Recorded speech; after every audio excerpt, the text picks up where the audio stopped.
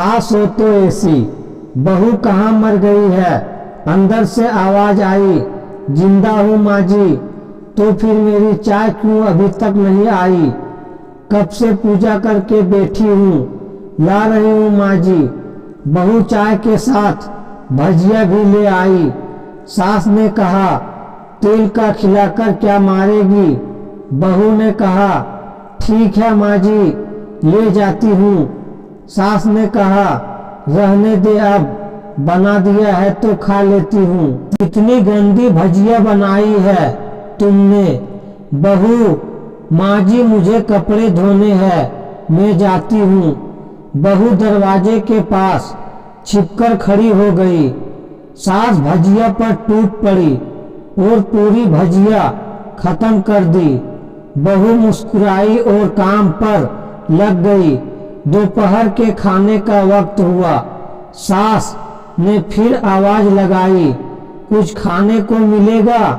बहू ने आवाज नहीं दी। सास फिर चिल्लाई, भूखे मारेगी क्या। बहू आई, सामने खिचड़ी रख दी। सास गुस्से से, ये क्या है, मुझे इसे नहीं खाना है, इसे ले जाओ। बहू ने कहा, आपको डॉक्टर ने दिन में खिचड़ी खाने को कहा है, खाना तो पड़ेगा ही। सास मुंह बनाते हुए, हाँ तू मेरी माँ बन जा। बहू फिर मुस्कुराई और चली गई। आज इनके घर पूजा थी। बहू सुबह 4 बजे उठ गई। पहले स्नान किया, फिर फूल लाई, माला बनाई, रसोई साफ की, पकवान और भोज बनाया। सुबह के 10 बज गए। अब सास भी उठ चुकी थी। बहू अब पंडित जी के साथ भगवान के वस्त्र तैयार कर रही थी। आज ऑफिस की छुट्टी भी थी। उसके पति भी घर पे थे। पूजा शुरू हुई। सास चिल्लाती, बहू ये नहीं है, वो नहीं है। बहू थोड़ी थोड़ी आती और सब करती। अब दोपहर के 3 बज गए थे। आरती की तैयारी चल रही थी। पंडित जी ने सबको आरती के लिए बुलाया और सबके हाथों में थाली दी। जैसे ही बहू ने थाली पकड़ी, थाली हाथों से गिर पड़ी। शायद भोज बनाते हुए बहू के हाथों में तेल लगा हुआ था, जिसे वो पोंछना भूल गई थी। सारे लोग तरह तरह की बात करने लगे। कैसी बहू है, कुछ नहीं आता, एक काम भी ठीक से नहीं कर सकती, ना जाने कैसी बहू उठा लाए। एक आरती की थाली भी संभाल नहीं सकी। उसके पति भी गुस्सा हो गए, पर सास चुप रही, कुछ नहीं कहा, बस यही बोल के छोड़ दिया, सीख रही है, सब सीख जाएगी धीरे धीरे। अब सबको खाना परोसा जाने लगा।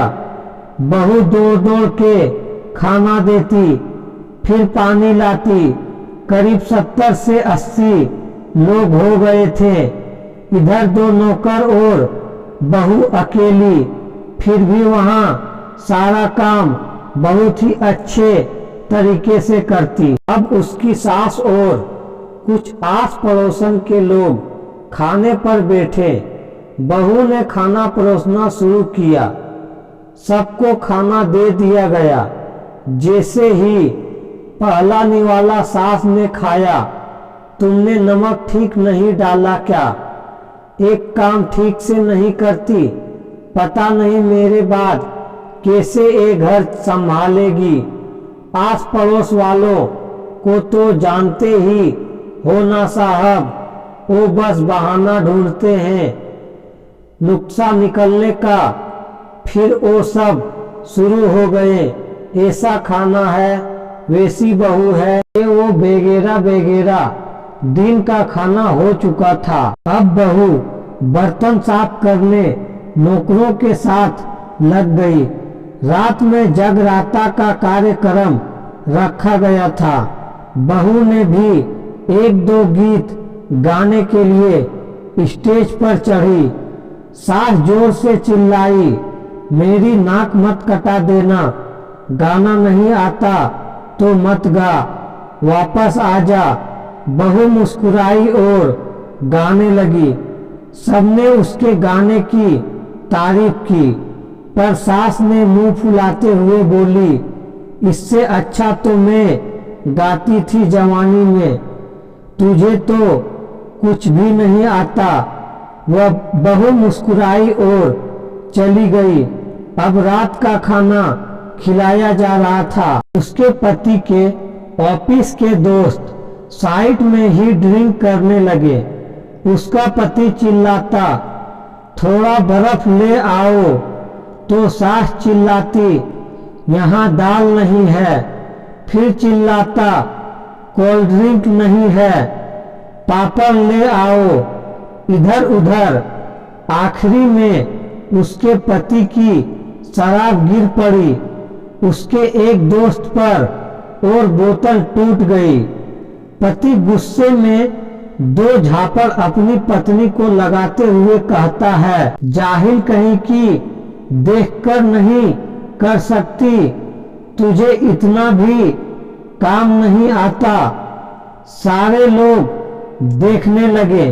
उसकी पत्नी रोते हुए कमरे की तरफ दौड़ी।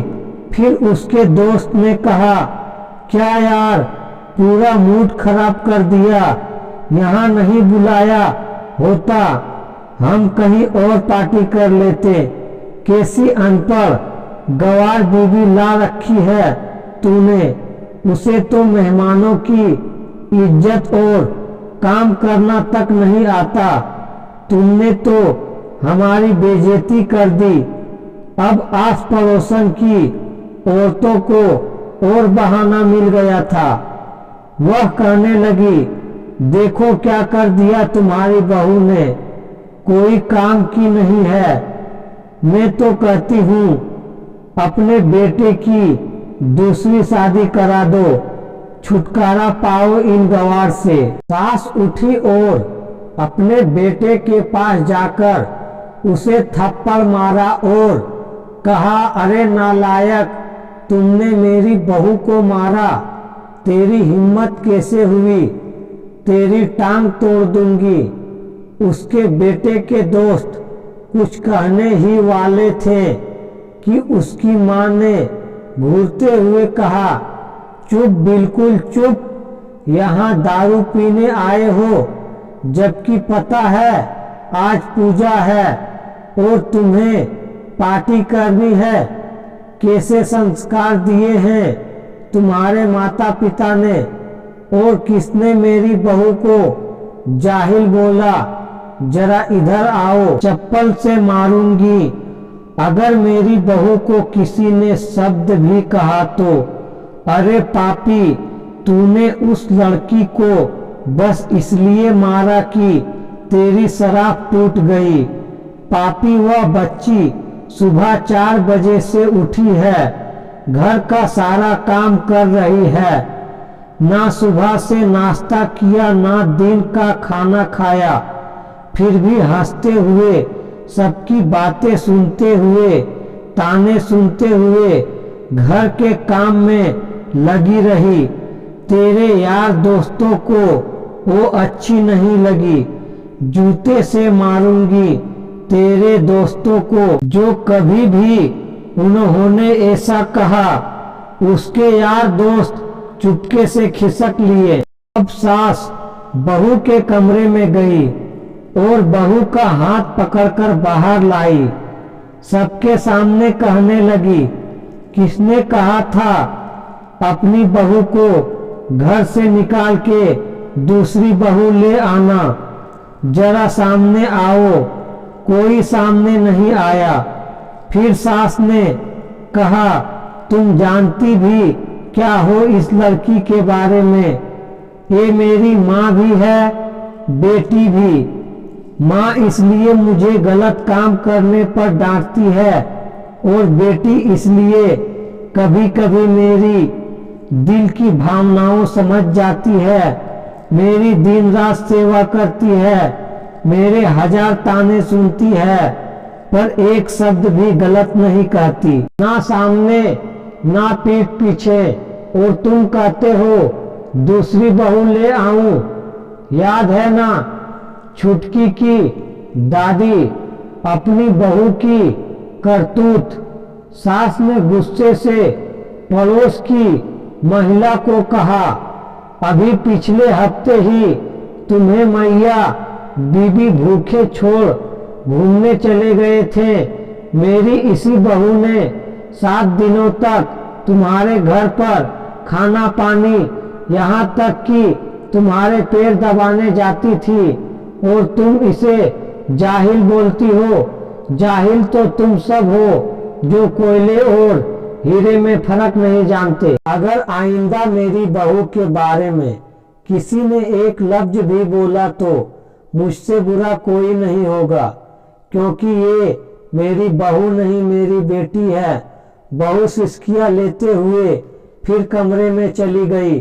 सास ने एक प्लेट उठाई और भोजन परोसा। बहू के कमरे में खुद ले गई।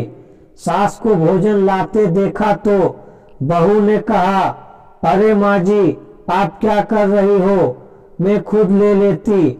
सास ने प्यार से ताना मारते हुए कहा, डर मत, इनमें जहर नहीं है, मार नहीं डालूंगी तुझे नई सास चाहिए होगी, पर मुझे अभी भी तू ही मेरे घर की बहू चाहिए। बहू ने अपनी सास को रोते हुए गले से लगा लिया। सास ने भी रो दी पहली बार और कहा, चल खाना खा ले। फिर मजाक करते हुए कहा, फिर मेरे पैर दबाने चले आना, और एक ख्याल मन में मत लाना कि सास पैर बोलती है, किसी दिन मैं इसका गला दबा दूंगी। क्योंकि कभी मैं भी यही सोचती थी। दोनों खूब हंसने लगती है। कुछ रिश्ते बहुत मीठे होते हैं, बस बातें कड़वी होती है। मेरे दोस्त, अगर आज का वीडियो आप लोगों को अच्छा लगा है तो वीडियो को लाइक करें, चैनल पर नहीं हो तो चैनल को सब्सक्राइब करें और ज़्यादा से ज़्यादा शेयर करें, ताकि और लोगों तक मेरा वीडियो पहुंच सके। तो मिलते हैं और एक इंटरेस्टिंग कहानी के साथ। तब तक के लिए जय हिंद, जय भारत।